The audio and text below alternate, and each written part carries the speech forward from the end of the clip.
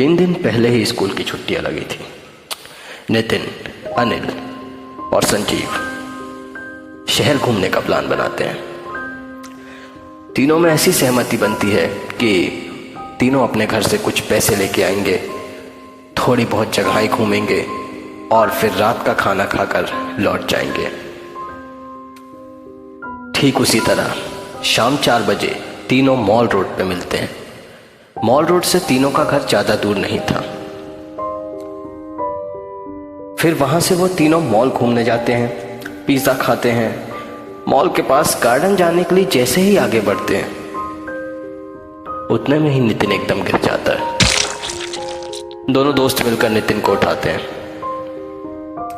ये तीनों पूरा दिन घूमते फिरते रात में एक होटल में खाना खाते हैं और उसके बाद 9 बजे उसी मॉल रोड में फिर वापस आकर अपने अपने घर की ओर जाने लगते हैं। बाय एवरीवन, मिलते हैं कल। नितिन थोड़ा ही आगे बढ़ा था कि उतने में एकदम बारिश चालू हो जाती है।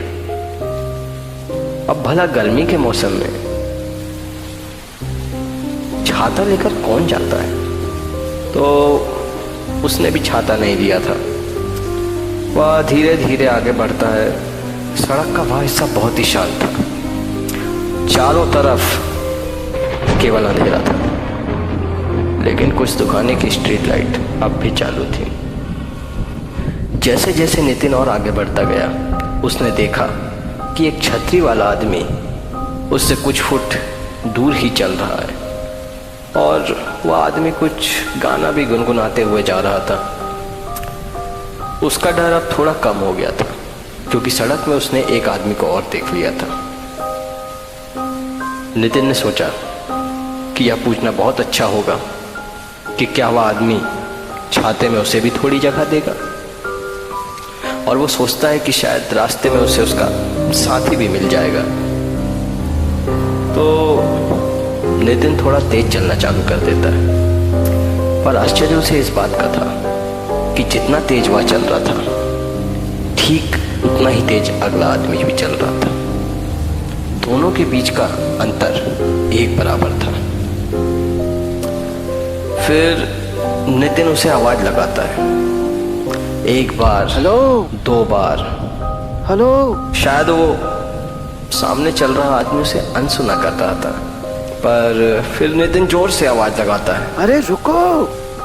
जोर से आवाज लगाने पर वह आदमी रुक जाता है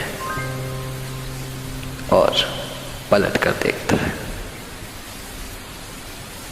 वह कुछ 60 साल का आदमी रहा होगा और वह नितिन को जोर से आवाज लगाकर कहता है, राह चलते आदमी को नहीं रोकना चाहिए, राह चलते आदमी को नहीं रोकना चाहिए। पर नितिन को यह सब समझ नहीं आता।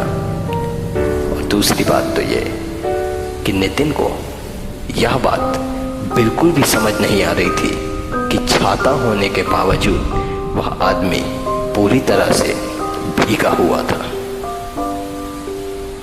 और वह आदमी फिर से चलना चालू कर देता है। शायद अब नितिन की उसके पास जाने से इच्छा खत्म हो गई थी। वह आदमी अब धीमा चलना शुरू कर देता है, तो नितिन और भी धीरे धीरे चलने लगता है। तो वह आदमी भी ऐसा ही करता है और फिर थोड़ा चल के नितिन एक जगह रुक जाता है। साथ ही साथ वह आदमी भी रुक जाता है। सड़क में पूरा सन्नाटा था और नितिन एक छोटा बच्चा था जो कि इतना डर गया था मानो उसे अब घुटन सी होने लगी थी। नितिन को यह समझ नहीं आ रहा था कि 10 मिनट में खत्म होने वाला रास्ता आज इतना लंबा कैसे हो रहा है। अब नितिन को लगने लगा था कि यह सफर खत्म कब होगा, वो कहाँ फंस गया है। उतने में वो फिर चलना चालू करता है और पीछे से पुलिस की गाड़ी को आता देख हाथ देता है, मानो कि उसके मन में एक उम्मीद सी जाग गई थी। पुलिस वाले गाड़ी रोकते हैं, वो सारी बातें पुलिस को बताता है। तो पुलिस वाला उसे कहता है,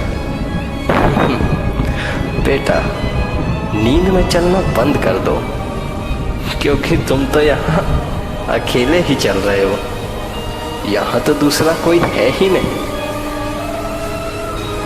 और मानो यह सुनकर नितिन की जान ही निकल गई।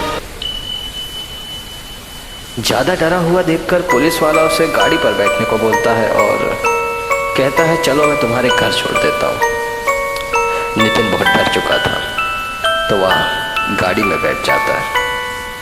गाड़ी थोड़ा आगे ही बढ़ती है कि सामने बैठा एक आदमी पीछे देखकर उससे कहता है कि बोला था ना, राह चलते आदमी को नहीं रोकते।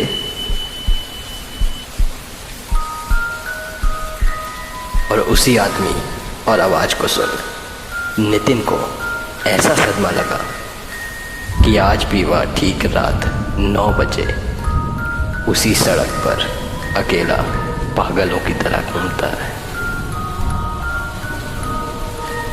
डर की सच्ची दहशत।